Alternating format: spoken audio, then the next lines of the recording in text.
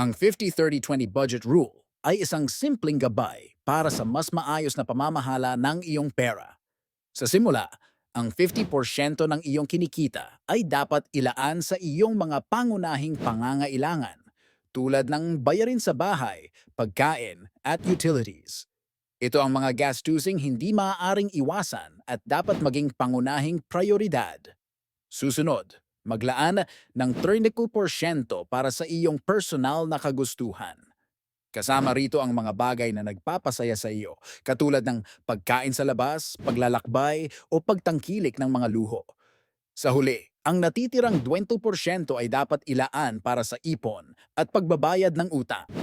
Ang porsyentong ito ay makapagbibigay ng kasiguraduhan para sa kinabukasan. Sa pamamagitan ng pag-unawa at pagsunod sa rule na ito, magkakaroon ka ng mas balanseng pamumuhay at mas ligtas na kinabukasan.